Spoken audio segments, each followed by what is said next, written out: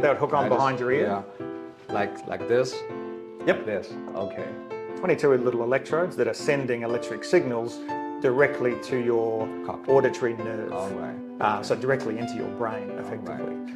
We've been in business for over 40 years and starting in Australia, and we've been in China now. We'll celebrate the 30th anniversary of cochlear implants in China. So since 2018, Cochlear has been one of the first 3 companies approved to introduce advanced hearing solutions in Boao Lecheng International Medical Tourism Pilot Zone. So could you share some of Cochlear's achievements in this area and what are your plans for this region? So obviously there's the benefit of those patients getting access to the best possible product, and it's giving us real world experience with Chinese patients, and that's invaluable to us to then further refine the products that we want to bring to market. So with China further opening up its healthcare sector to foreign investors, so what new opportunities do you see for the industry, and do you anticipate expanding Cochlear's manufacturing or research capacity in China as a result of those policies? Yeah, sure. I think we're certainly seeing and benefiting from those opening up policies.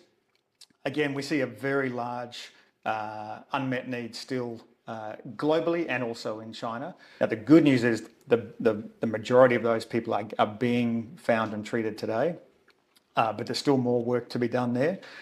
So we're very encouraged by the moves we see the government taking in really looking to address hearing health in adults and seniors, and in particular the 3-year action plan around seniors' hearing health.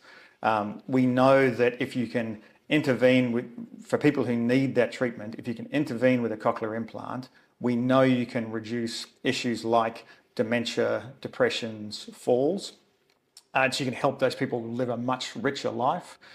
It's also allowing us to keep investing in China. And from your perspective, how has China's opening up policies shaped the business environment for multinational companies like Cochlear?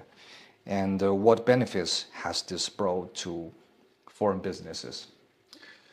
I think I'd point to a couple of things there. So, and one is around policy and the changes we've seen around policy for newborn screening and for the hearing health for adults and particularly for seniors. So really, and in seniors, I think in some ways the Chinese government is leading the way there on really taking that seriously and looking to intervene now to avoid larger problems like dementia and depression later.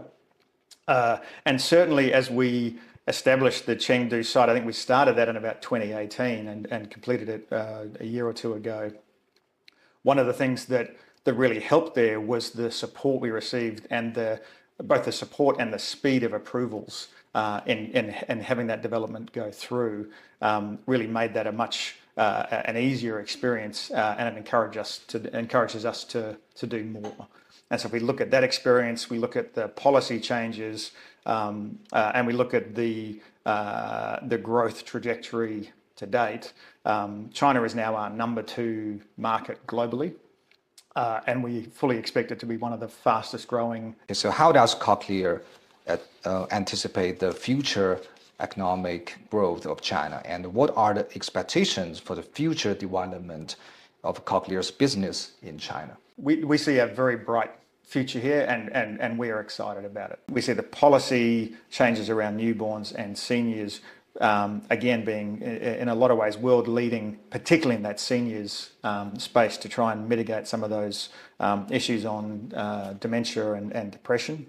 The number of people who need this treatment is growing very, very fast. And so that's the biggest motivator for us to continue to invest in China and to try and help as many of those people as possible hear and be heard. Maybe I can just try to wear this. Yep, product. so that would hook on behind your ear? Yeah, like this?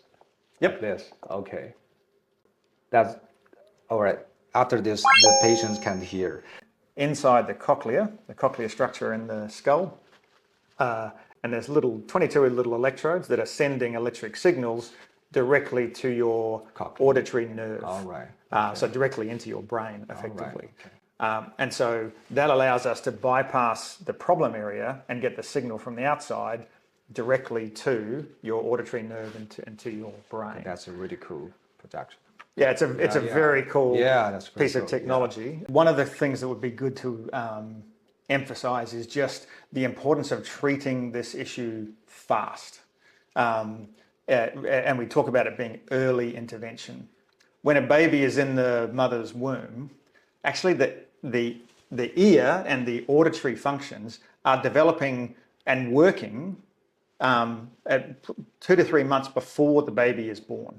And so for people who are born, babies who are born deaf, actually they haven't been getting sound. If you've gone deaf, or you have severe to profound hearing loss, the longer your brain is not receiving sound signals, it does make it harder to get them back when you do get treated. And so early intervention, very critical for newborn babies and equally important for adults and seniors.